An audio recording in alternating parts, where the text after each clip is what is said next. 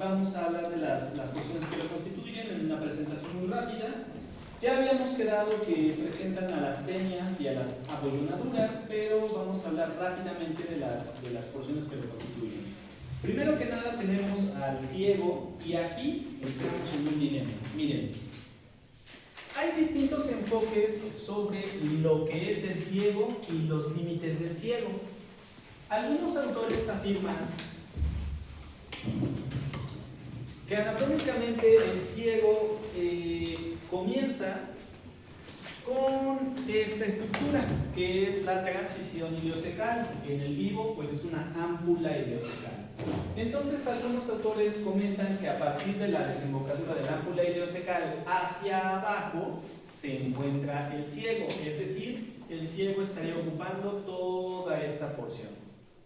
Sin embargo, los enfoques más modernos o los libros más actualizados tienden a decir lo siguiente. Primero que nada, aquí pueden observar cómo tenemos pliegues semilunares, ¿ok? Bueno, marcan como límite superior del ciego el pliegue semilunar inmediatamente superior al ámpula ileocecal. En otras palabras, encontramos el ámpula ileocecal y el primer pliegue semilunar que encontramos por arriba de ella, ese es el bueno para delimitar al ciego. La realidad más estricta nos diría que el ciego es una parte libre, una parte que posee un meso en el intestino grueso.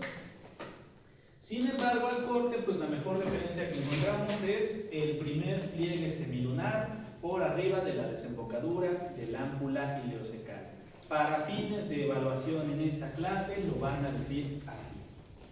Ahora, después de que encontramos al ciego, encontramos al colon ascendente. Ahí. Ok, colon ascendente. Después de que encontramos al colon ascendente, esto no es considerado una porción del intestino grueso, sino que más bien es un límite, y encontramos a la flexura cólica derecha. Por su relación anatómica con el hígado, la flexura cólica derecha también es conocida como flexura hepática. Esta, repito, no es en sí una porción del intestino grueso, sino que es un límite. Después de la flexura cólica derecha encontramos al colon transverso. Y el colon transverso se encuentra con otro límite del lado izquierdo, que es la flexura cólica izquierda. Esta flexura cólica izquierda también es conocida por sus relaciones anatómicas como flexura esplénica. Después de la flexura esplénica encontramos al colon descendente. Y finalmente, cuando menos en la porción abdominal del tubo digestivo, encontramos a un colon con forma de S griega. ¿Cómo se dice S griega? ¿Cuál es la S griega? Sigma. Sigma. Entonces, este colon se llama colon sigmoideo. Sale colon sigmoideo. La palabra también está escrita en la columna de la izquierda. Bueno, insisto que nos estamos quedando con tubo digestivo intraabdominal. Todavía falta una pequeña partecita que es la porción pélvica. Ahora, hablaremos brevemente de su relación con el peritoneo porque es muy distinta entre los segmentos del colon, ¿sale? O del intestino grueso en general. Primero, tanto apéndice como ciego, aquí vamos a colocar el puntero láser, tanto el apéndice como el ciego son libres, ¿ok? Es decir, poseen un meso. También podríamos afirmar con otras palabras que son intraperitoneales. Ahora sí como que está incómoda la mesa acá.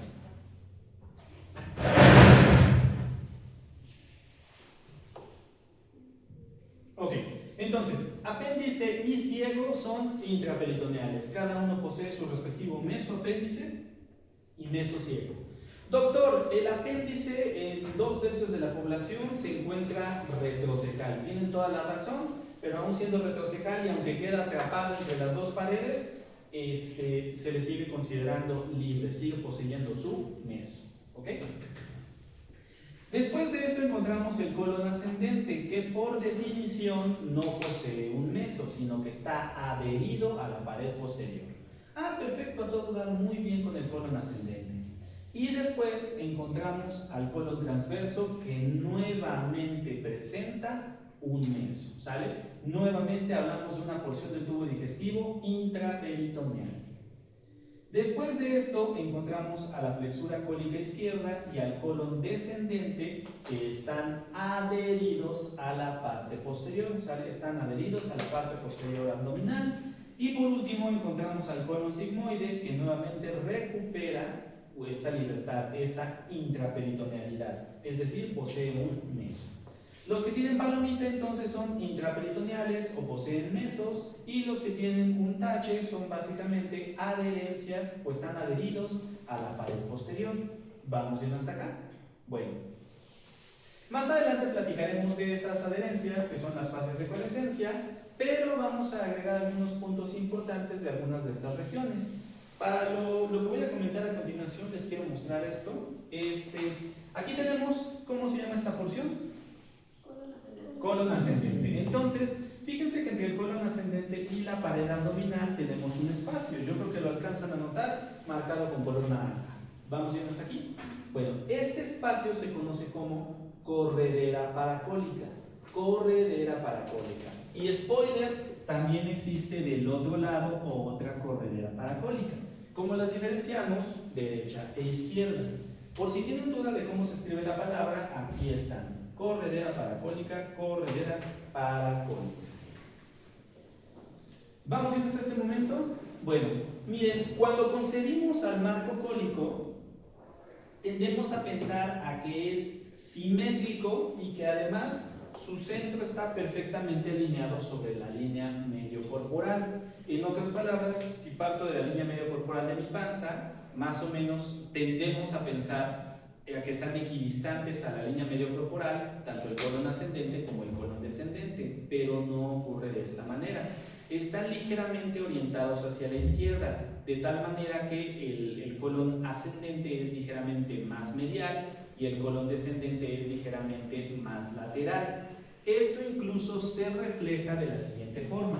Aquí pueden observar al colon ascendente. ¿Qué hicieron? Jalaron el aumento mayor y por lo tanto jalaron al colon transverso.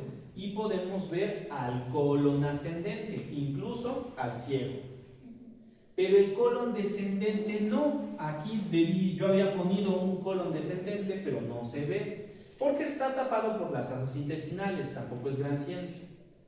Pero queda tapado por las asas intestinales porque está más lateral, es decir, con mayor facilidad queda cubierto por las asas intestinales y es ligeramente más posterior.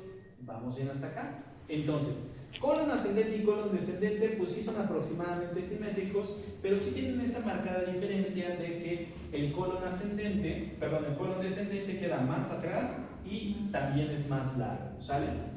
¿Por qué motivo es más largo? La flexura cólica derecha y la izquierda no están a la misma altura. La izquierda está ligeramente más arriba. ¿Por qué motivo? Bueno, ya sea que lo digamos tomando izquierdo como referencia o derecho como referencia, la flexura derecha queda más abajo porque está el hígado. Y la izquierda queda más arriba porque ahí está el vaso. ¿Sale? Entonces, al quedar más arriba la flexura cólica izquierda, eso desemboca o resulta en que el colon descendente es más largo. ¿Vamos ya hasta acá? ¿Dudas hasta el momento? ¿Preguntas hasta el momento? Bueno, insisto en que todo esto pues en realidad es un abordaje muy rápido del colon o del intestino grueso intraabdominal, enfatizando los puntos importantes. ¿Sale? Ahorita nos fuimos a enfatizar los puntos importantes. Y con esto ya nada más vamos a un rápido reconocimiento de imágenes. Hace rato batallaron un poquito con esto. Miren, ¿qué es esto amarillo que estamos viendo acá, marcado con el número 14? El aumento mayor. Excelente, muchachos. Muy bien, a la primera. Hagamos reconocimientos de estructuras. Ok, ¿qué es esto? Colon transverso. Colon transverso, correctísimo.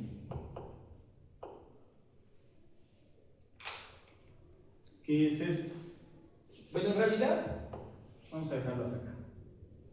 ¿Qué es eso? La curvatura mayor del... Exactamente, la curvatura mayor del estómago. ¿Sale? O simplemente estómago. Muy bien.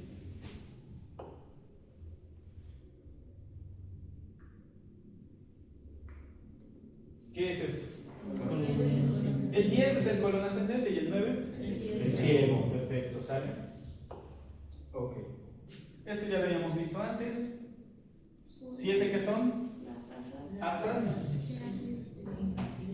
intestinales, pero el intestino delgado se divide en 3 partes. Duodeno no es. Entonces, el 7 son yeyunales y el 8 son ileales. ¿Sale? Vamos bien hasta acá. Muy bien. Y pueden observar nada más un cachito del colon descendente. Ya de aquí no se ve lo demás. Vamos bien hasta acá. El sigmoides sale tapado no precisamente porque quede tapado, sino que la forma en la que hicieron esta disección no nos permite ver hasta la región pélvica, nada más es eso. ¿Vamos bien hasta acá? Sí. Bueno. Ok. Vamos a hablar de la irrigación del intestino grueso. No vamos a entrar con gran detalle en cada uno de los territorios vasculares, etcétera, etcétera. Pero el intestino grueso representa el territorio límite o representa una frontera entre el territorio de la mesentérica superior y el territorio de la mesentérica inferior. ¿Ok? Entonces, la mesentérica superior irriga en el lado derecho, mientras que la mesentérica inferior irriga del lado izquierdo. Como mnemotecnia, porque casi todos te pueden decir qué estructuras terminan siendo irrigadas por una o la otra, pero como que se les olvida de qué lado trabajan. Entonces, como mnemotecnia, casi siempre les digo consonantes. Espérame tantito nada más acá. No, sí, dejamos esto. No, mejor esto. Ok. Consonantes con consonantes y vocales con vocales. Entonces, ¿a qué se refiere esta mnemotecnia? La palabra mesentérica superior empieza con una consonante y esta irriga del lado derecho, que empieza con una consonante. La palabra mesentérica inferior comienza con una vocal e irriga del lado izquierdo, y la palabra izquierdo también empieza con una vocal. Y fíjense que no sé por qué, pero esto de consonantes con consonantes y vocales con vocales sirve en muchos sitios del cuerpo humano. Por ejemplo, cuando el nervio vago baja acompañando al esófago, el vago derecho se convierte en posterior y el izquierdo en anterior. Vocal con vocal, consonante con consonante. No sé por qué funciona, pero en casi todo siempre funciona. ¿Vamos bien hasta acá? Entonces la mesentérica superior irriga del lado derecho. La mesentérica inferior del lado izquierdo. Ok. Vamos a mencionar un total de 3 ramas de las mesentéricas de cierta importancia. ¿Ok? Entonces, la primera rama que vamos a mencionar, proveniente de la mesentérica superior, es la cólica derecha. ¿Sale? Sencillamente es una rama que se dirige hacia la flexura hepática y que le brinda irrigación al lado derecho. ¿Vamos bien hasta acá? Bueno, aparte de esa cólica derecha, hablaremos de la arteria cólica media. ¿Sale? La arteria cólica media. Aquí puse medio, aquí puse medio. ¿Sale? ¿Vamos bien hasta acá? Ok. Entonces, arteria cólica media. ¿Dudas hasta el momento? ¿Preguntas hasta el momento? 2 arterias relevantes, así de rapidito. Ay, no sé por qué tiendo a quitarlo si ya no debo de quitarlo. Bueno. Mesentérica inferior. Quiero aclarar que en esta imagen también está apareciendo la mesentérica superior y la cólica media. ¿Sale? Ahorita no nos interesan estas, nos interesan la mesentérica inferior y esta rama. Bueno.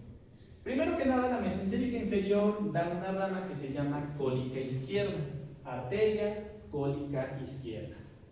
El asunto con esta arteria cólica izquierda es que ya la habíamos escuchado, quizás con dificultad para recordarlo, pero a la arteria cólica izquierda la mencionamos cuando hablamos del duodeno y específicamente de los pliegues duodenales.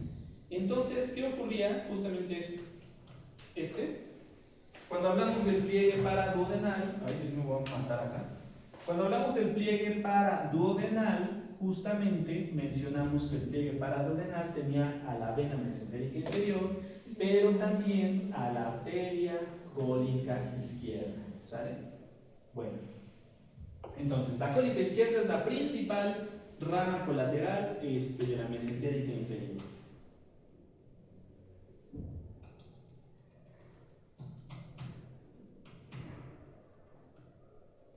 Ok. Bueno, por último, ya nada más antes de avanzar, es relevante considerar que para la irrigación, para que se produzca la irrigación del colon, tenemos dos arcos vasculares en términos generales. Aquí pueden observar cómo hay un gran arco vascular, ¿sale? Un gran arco vascular. Vamos bien hasta acá. Ay, perdón, aquí me fui chueco, era para acá, perdón. ¿Vamos bien? Ok. Este gran arco se le suele decir arco marginal, incluso por aquí ahorita lo vamos a encontrar, le dicen arteria marginal, ok, por aquí debe estar, arteria marginal, ¿sale? Pero está refiriéndose a todo esto, ¿sale? Ahí arriba, ahorita chequen estas líneas, ahorita vamos a ver el nombre y va a volver a decir arteria marginal, ¿sale? Arteria marginal. ¿Vamos bien hasta acá? Entonces, las arterias que mencioné, la cólica derecha, la cólica media, la cólica izquierda, las ramas de la iliocecoapendiculocólica, todas esas arterias no llegan directamente a la tripa, sino que forman este gran arco o margen arterial, ¿sale? Y después, a partir de ello, ya salen vasos rectos, ¿sale? Vasos rectos. Como epónimo a esta arteria marginal del colon o a este arco marginal del colon le suelen decir arco de Riolano. Todo ese arco le suelen decir arco de Riolano. Solo déjenme cambiar el patrón de colores. A todo esto le suelen decir arco de Riolano. Pero hay una última cosa de comentar. Y es que ya que estamos prácticamente entrando en el colon, hay un segundo arco vascular, aunque menos grandote. Y ese segundo arco vascular va pegadito a la tripa, ¿sale? No se alcanza a percibir en esta imagen porque va pegadito a la tripa. Y eso se conoce como arco de Drummond. Oiga, doctor, pero usted juró y perjuró que no nos iba a enseñar epónimos. Tienen razón, pero la verdad es que no me sé el nombre sin epónimo. Por más que lo he buscado, no lo he encontrado sin epónimo. Entonces, de color azul, el arco marginal o arco de Riolano, y de color verde, el arco de Drummond. Oiga, doctor, ¿y eso de qué nos sirve? Bueno, en esencia, saber que si se obstruye una de estas arterias, se puede garantizar la irrigación de la tripa mediante otras conexiones. Vamos hasta el momento bien. Bueno. Y con esto habíamos cubierto el apartado relacionado con el tubo digestivo intraabdominal, pero vamos a algunos otros aspectos complementarios.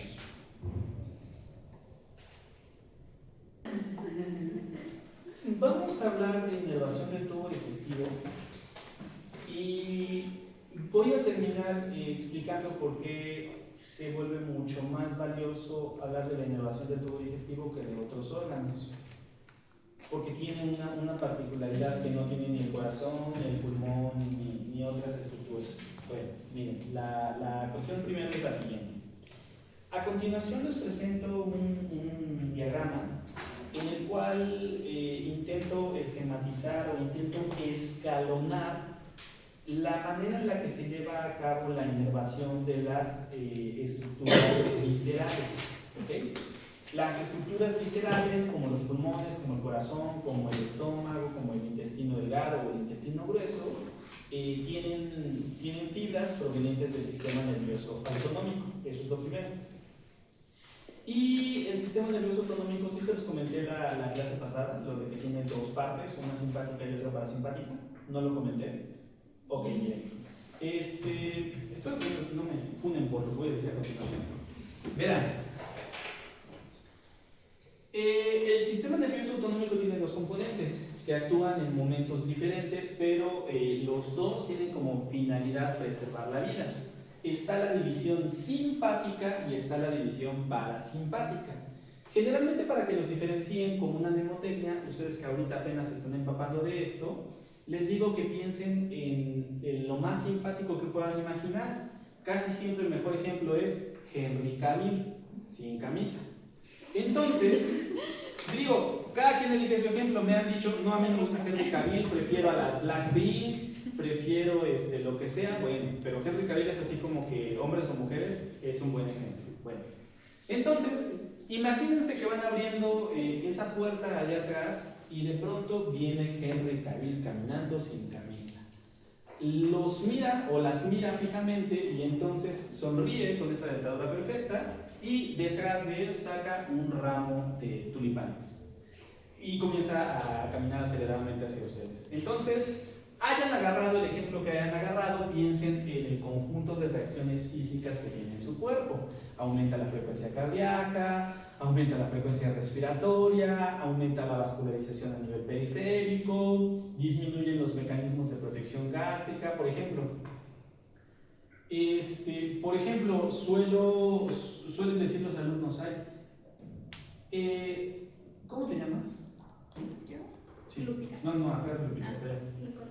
Nicole. Mira, quizás sea un problema muy personal, pero me desagrada particularmente que se estén maquillando durante mi clase, cuando menos cuando estoy dando la clase. No lo hagas. Regresamos a esto. Les estaba diciendo el conjunto de reacciones que están teniendo. Se encuentran a su enamorado, a su platónico, lo que sea, pero lo ven así venir y piensen en todas esas reacciones. Entonces, todo eso es mediado por el sistema nervioso simpático, ¿sale? Sistema nervioso simpático. Los gringos tienen una mnemotecnia de cuando actúa el sistema nervioso simpático, que es fight or flight, que se traduce como pelear o volar, ¿no? Como no suena bien en español, nosotros le decimos pelearse o pelarse, ¿sale? Entonces, en ese momento está actuando el sistema nervioso simpático.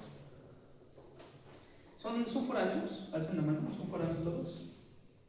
Ok, entonces bajen la mano. Los que no sean foráneos en este ejemplo, en este experimento mental, van a pensar en su abuelita si sigue viva y si no en la clásica tía consentidora que todo el mundo tiene. Entonces van atravesando el umbral de su casa o de la casa de la abuelita o de la tía. Mijito, qué gusto de verte, cuánto tiempo que no me visitabas, pásale. Ay, estás en los huesos, y uno así bien timborocho, pero te dicen siempre las abuelitas que estás en los huesos, ¿no? Y entonces, no, vente, siéntate, cómete un caldito de pollo. Y entonces se sientan a comer ese caldito de pollo y le sirven un guajolote completo, ¿no? De a compadre te sirven. Y varios de ustedes sonríen como que están recordando a Vietnam, ¿no? Entonces, terminan de comerse su guajolote. Y no, vente, siéntate, ponte, te pongo el Netflix, ¿no? El Netflix, porque así lo dicen las abuelitas. Te pongo el Netflix, y entonces, como ustedes son los consentidos de su familia y el orgullo de su familia porque estudian medicina, suben TikToks, publican callando bocas y no sé qué más, y cosas por el estilo, entonces los consienten en casa. Bueno, piensen en el conjunto de respuestas físicas que está teniendo su cuerpo.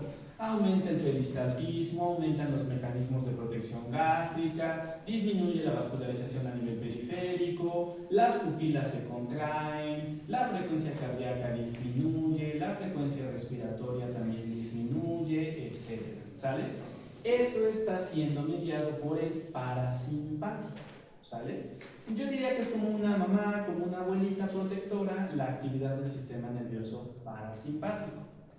El parasimpático preserva la vida favoreciendo los mecanismos de restauración. ¿Cuál es más importante? Pues los dos son importantes, sencillamente actúan en momentos diferentes. ¿Vamos bien hasta acá? Bueno, pues ahorita les voy a contar que el sistema nervioso simpático y parasimpático, prácticamente el simpático solo ocupa un neurotransmisor. Un neurotransmisor que se descubrió originalmente en unas glándulas que están junto al riñón. ¿Cómo dirían junto en anatomía? Tienen razón, pero suena, cuando está muy juntito, suena mejor decirle ad. ¿Sale? Entonces, en unas glándulas que se llaman adrenales, se descubrió la adrenalina, mejor conocida como adrenalina, y una variante de la adrenalina que se llama noradrenalina. Se llama adrenalina o noradrenalina porque está en las glándulas adrenales, que nosotros en español solemos decirle más suprarrenales. ¿Ok? Que por cierto también, aparte de decirles adrenales, también les dicen, como les acabo de comentar, suprarrenales. ¿Cómo dirían suprarrenal en latín? ¿Cómo dirían supra? Epi. ¿Y cómo dirían riñón? ¿No? Nefro. Epinéfricas. Entonces, el otro nombre de la adrenalina es epinefrina, porque ese nombre fue adjudicado tomando como referencia su nombre en latín, ¿sale? Farmacología explicada desde la anatomía y la etimología, ¿no? ¿Vamos bien hasta acá? Adrenalina y epinefrina son exactamente el mismo compuesto. Bueno, entonces el sistema nervioso simpático ocupa adrenalina y noradrenalina, mientras que el parasimpático ocupa acetilcolina. Bueno, en todo el cuerpo, en todo el cuerpo sin excepción, las fibras simpáticas tienen como origen los ganglios paravertebrales, que como atinadamente me lo dijeron, están junto a la columna vertebral. ¿Vamos bien hasta acá?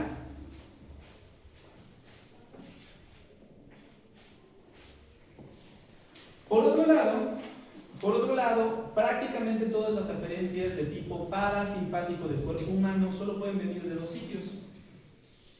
Por un lado vienen del 10º nervio craneal, que es el vago. Aquí no se ve, pero aquí dice vago.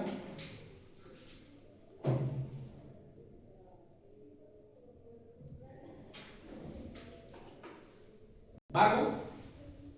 Y aparte del nervio vago, provienen de los nervios sacros, ¿sale? O del vago o de los nervios sacros, no hay de otro lado, ¿sale? O del vago o de los nervios sacros. Puede haber pequeñas excepciones a nivel de la cabeza, pero fuera de eso, o vienen del vago o de los nervios sacros. Esto aplica para casi todo. Ahora, antes de llegar a los órganos, estas fibras hacen relevo, ¿sale? Literalmente como una carrera de relevos. Estos traen los impulsos que estimulan ciertos receptores y hacen relevo en unos sitios que se llaman plexos prevertebrales. La palabra plexo hace referencia a una estructura de apariencia entretejida. Y los plexos no solo hay nerviosos. Últimamente tartamudeo mucho, creo que mi mandíbula me está doliendo cada vez más. La palabra plexo no solo hace referencia a estructuras del sistema nervioso, hay plexos venosos, hay plexos arteriales, ¿ok? Pero aquí estamos haciendo referencia a estructuras con apariencia entretejida del sistema nervioso y que tienen la particularidad de estar adelante de la columna vertebral, ¿sale? Platicaremos más de algunos otros plexos prevertebrales en otras sesiones, pero aquí el punto es que sabemos que hay plexos prevertebrales. Ahora, el plexo prevertebral que está involucrado con el tubo digestivo es el plexo celíaco, cuando menos el más importante. Hay otros como el ganglio mesentérico inferior, ¿ok? Ahora, hay un segundo concepto que extraer a partir de esto, de este esquema que les estaba poniendo originalmente. Ahorita me regreso a las imágenes. Ahí está. Ok. Fíjense que esos plexos prevertebrales son los que crean a los nervios que tendrían que llegar a los órganos. Pero los nervios que salen de aquí serían muy delgaditos, muy delgaditos. Por lo tanto, tendrían una tendencia muy grande a romperse, a desgarrarse. Y entonces, el plexo prevertebral, el que ustedes quieran, está en el dilema. ¿Cómo le haré para llegar al órgano en cuestión? Y entonces, de burro y se le antoja viaje. Oye, arteria renal, vas para el riñón, pues llévate mis nervios renales, ¿no? Oye, tronco celíaco, pues ya que vas para el estómago, el hígado y el vaso, llévate mis nervios, ¿no? Oye, mesentérica superior, ya que vas para allá, pues llévate unos nervios para los intestinos, ¿no? Entonces, los plexos prevertebrales llegan hasta el órgano en cuestión acompañando a los vasos. Bueno fuera que los acompañaran así como un tronco macizo y conciso, no. Los acompañan y alrededor del vaso van haciendo estructuras entretejidas, ¿ok? Es decir, forman plexos perivasculares. ¿Vamos bien hasta acá? Bueno, por ejemplo, en el caso del tubo digestivo, aquí tenemos un esquema donde estamos observando la mesentérica superior y además estamos viendo cómo va acompañada de ramilletes nerviosos, ¿sale? Plexos perivasculares. En esta segunda fotografía podemos observar tal cual a los vasos mesentéricos y además esos filetitos amarillos, si se ven tal cual amarillos, son nervios, es el plexo mesentérico, ¿sale? ¿Vamos bien hasta acá? Bueno, pero hay una última cuestión y esa última cuestión es la siguiente. Aquí no lo puse, pero vean que aquí dice ganglionar, aquí dice aganglionar y aquí dice rara vez ganglionar. Bueno, ¿eso qué es? ¿Qué tiene que ver? ¿Qué nos está diciendo? Lo que voy a decir a continuación asumo que ya lo conocen cuando menos por biología celular, pero las neuronas tienen una parte que se llama soma o cuerpo neuronal. Cuando menos eso, ¿sí lo saben? Sí. Correcto. Bueno, aunque esto lo van a ver con mayor profundidad en fisiología y en neuroanatomía, les voy a chismear que los somas son los centros de procesamiento o centros de integración de la neurona. Ahí es donde se suman todos los estímulos y se decide si se propagan o nomás ahí se quedan. ¿Vamos bien hasta acá? Esto es una simplificación muy grande. Ahora, un ganglio es un conjunto de somas, ¿sale? Recuerden también que ganglio se aplica en sistema nervioso. El linfático son nodos. Bueno, un ganglio es un conjunto de somas. Por lo tanto, si el plexo prevertebral es ganglionar, significa que tiene ahí ¿qué cosas neuronales? Cuerpos neuronales. Y que ahí hay capacidad de procesamiento. Si los plexos perivasculares son aganglionares, significa que ¿qué cosa de la neurona no tienen? Cuerpos. Y no hay capacidad de procesamiento. Nomás son carreteras. ¿Vamos bien hasta acá? Por último, si les digo que en casi todo el cuerpo humano los plexos intraviscerales rara vez son ganglionares, significa que en casi todos los plexos intraviscerales del cuerpo humano no hay cuerpos neuronales. En prácticamente todos los órganos del cuerpo humano no hay somas viscerales, no hay capacidad de procesamiento. Y aquí viene la cuestión. La única excepción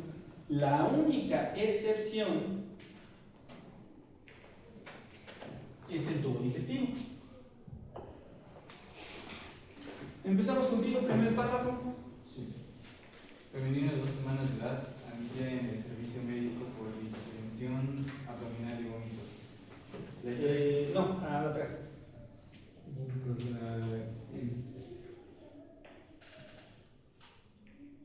¿Sí ves? Historia clínica revela un retraso en la función de meconio. Sale, El examen clínico muestra un abdomen distendido con hinchazón generalizado. Se inició un tratamiento con enemas diarios con mejoría clínica. Ok, hasta este momento, ¿alguna palabra que no comprendan o algo que les genere interés o inquietud? Ah, ok, miren. Generalmente en los productos, o sea, los bebitos que van a nacer, pero que ya están a término o post término, las evacuaciones, las primeras evacuaciones, tienen una consistencia chiclosa. Esas primeras evacuaciones se llaman meconio. En los niños a término o post término, incluso en el líquido amniótico, podemos encontrar meconio. O cuando hay sufrimiento fetal, encontramos meconio en el líquido amniótico. Si todo salió bien, nació el bebé y hasta que nació presentó su primera evacuación. Y esa primera evacuación es a lo que le llaman expulsión de meconio. En condiciones normales nacen los niños y después hacen popó, no adentro del vientre. ¿Sale? ¿Vamos bien hasta acá? Bueno, entonces, ¿qué nos están diciendo? La historia clínica de esta pacientita es que se atrasó. O sea, les espera que dentro de las primeras 24 horas se expulsen el meconio. Pero esta niña, no sabemos cuándo, pero se atrasó. ¿Vamos bien hasta acá? Cámara, ¿qué otra cosa? ¿O ya pasamos? Enemas. Enemas. Mira, un enema se introduce una válvula acompañada de un tubo y con esta se mete solución salina. Yo sé que suena, siempre que lo digo, suena como, ay Dios mío. No, es algo más delicado, no se mete a presión y es una válvula pequeña, pero se introduce por el ano y se vacía solución salina con la intención de reblandecer la materia fecal. En otras palabras, de hacer más aguada la popó. ¿Cuál es el beneficio que se obtiene de esto? Se utiliza sobre todo en estreñimiento, ¿ok? A los adultos también, cuando tienen estreñimiento crónico, a veces llegan al hospital después de varias semanas sin haber evacuado y se les tiene que realizar un enema para reblandecer las heces fecales y que pueda salir la materia fecal. ¿Vamos bien hasta acá? Entonces, como esta niña, pues estamos viendo, se atrasó en la expulsión de meconio, tiene hinchazón generalizada, el abdomen está distendido, en otras palabras, no está evacuando bien, se está atrasando para evacuar. Entonces, le hicieron el enema. ¿Vamos bien hasta acá? Con fines terapéuticos. Bueno, ¿alguna otra palabra por el momento? ¿No? Vale. Me parece que tú, la compañera de la sudadera morada, eres la roja. La historia clínica. ¿Hacer? ¿O qué dijo? Sí, claro, perdón, ya le en clase. La historia clínica y la apariencia clínica hacen sospechas de enfermedad de Hirschsprung. y se realiza un enema con contraste. Sale, llegas. No se observan hallazgos patognomónicos del estudio radiológico, por lo que se programa al paciente para biopsias intestinales seriadas. Vale. Tal y tal, algo así. Durante la operación, No, ¿qué significa? el recto sigmoides, colon descendente y colon transverso izquierdo tenían un calibre ligeramente reducido. El colon transverso derecho, colon ascendente y ciego estaban dilatados, sin una zona de transición típica. Ok. Con la excepción de la zona de transición típica, ¿alguna cosa que les genere duda, curiosidad? Enema con contraste, nomás déjame checar cómo está escrito. Se rellena un enema con contraste. Bueno, enema ya quedamos que era la introducción de solución salina por vía canal anal. Vamos bien hasta acá. Ahora, ¿qué ocurre? Que se puede colocar en ese enema una solución, pero que tenga bario o algún otro material que al momento de aplicar rayos X se observe, que brille. Bueno, ese es un enema con medio de contraste. Insisto, el más utilizado es bario, pero se pueden utilizar otros materiales. ¿Qué es lo que buscan con ello? Que se vea la silueta en el estudio radiológico, se vea la silueta del tubo digestivo. Si lo piensan, en realidad es algo muy creativo. Metes un líquido y ese líquido va a adoptar la forma del recipiente que lo contiene, que en este caso es el tubo digestivo. Sin embargo, cuando menos ese estudio no reveló hallazgos patognomónicos. ¿Sale? ¿Vamos a ir hasta acá? Bueno, ¿alguna otra duda? ¿No? Nada más déjenme, lo voy a pasar el de regreso porque no me acuerdo. Ajá, ok.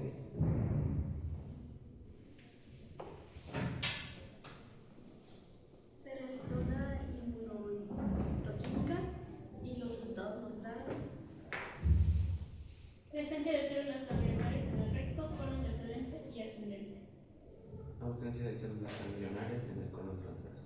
Bueno, les voy a contar que la enfermedad de Hirschsprung también se llama aganglionosis intestinal. Entonces, ¿qué creen que sea lo patológico?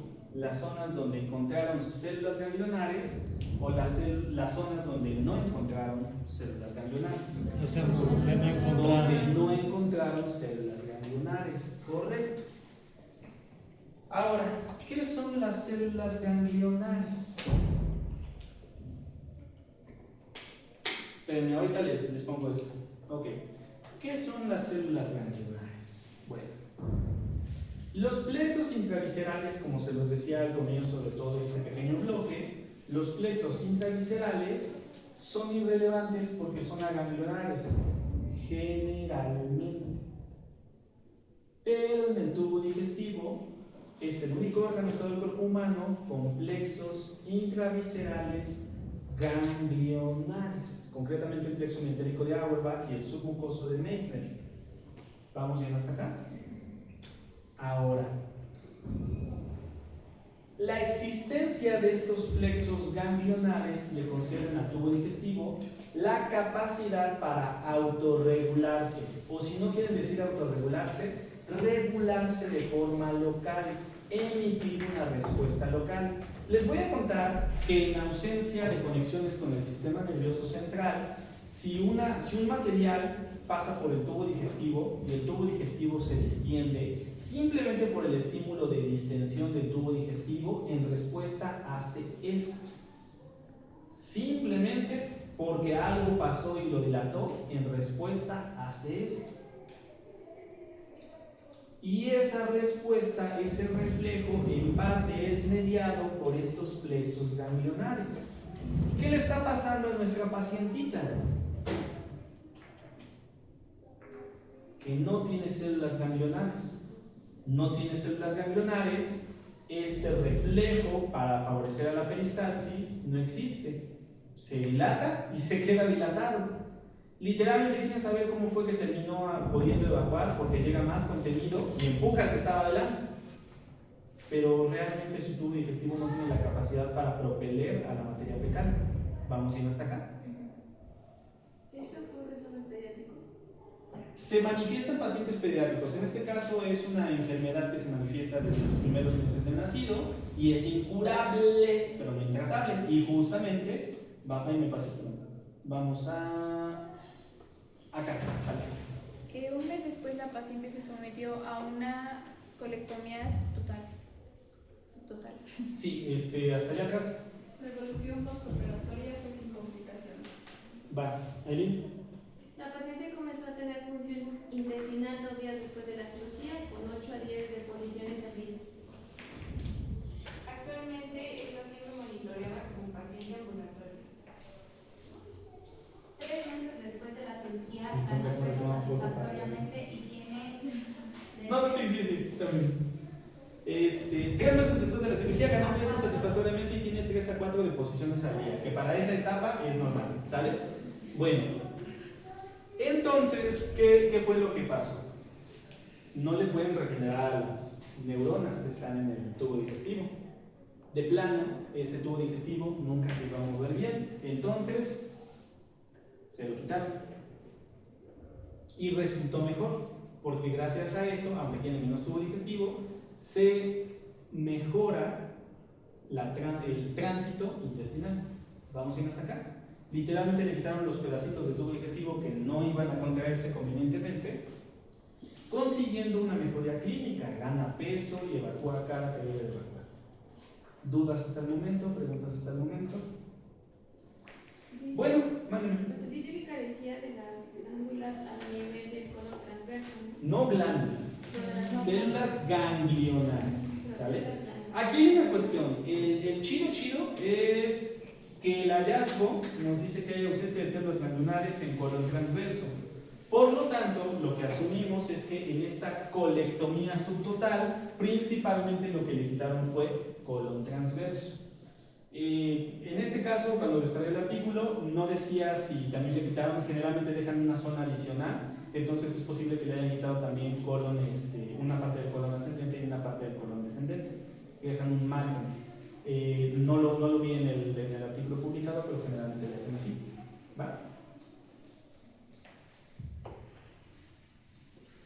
Bueno, entonces todo esto nos lleva a que en el tubo digestivo hay capacidad de procesamiento real, ¿sale? Hay, pues incluso le llaman un cerebro entérico.